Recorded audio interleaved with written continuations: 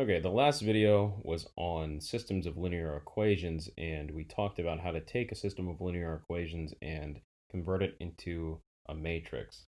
We also got answers to the two following questions. So we said we want to know if the system has a solution. So we're asking if the system has any solution at all, and we want to know if a solution exists. That is, if we know at least one solution exists, is it unique? Is it the only solution, or should we expect there to be more? So we're going to start with the system of linear equations written below. So the first row, x2 minus 4x3 equals 8.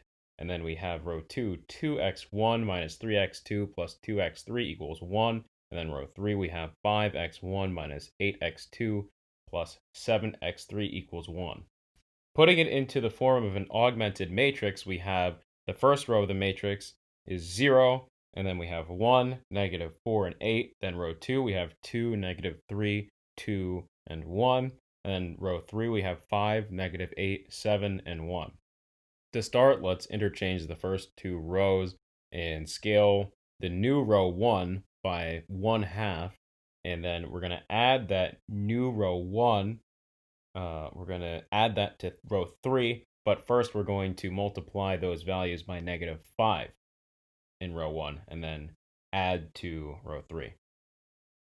So our new row equivalent matrix is, starting with the first row, we have 1, and then -3 over 2, 1, 1/2, row 2, 0, 1, -4, and 8. Row 3 is 0, -1/2, 2, and -3 over 2.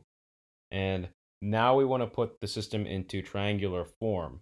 So we're going to add 1/2 of row 2 to row 3, and we're going to get row 1, 1, -3 over 2, 1, 1/2, row 2, 0, 1, -4, and 8, row 3, 0, 0, 0, 5 over 2.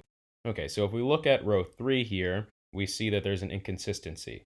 We have that 0 equals 5 over 2, which is never true. That's never the case. And since equation 1 and equation 4 have the same solution set, equation 1 is inconsistent and has no solution because, like we've said before, equation 1 and equation 4 are row equivalent.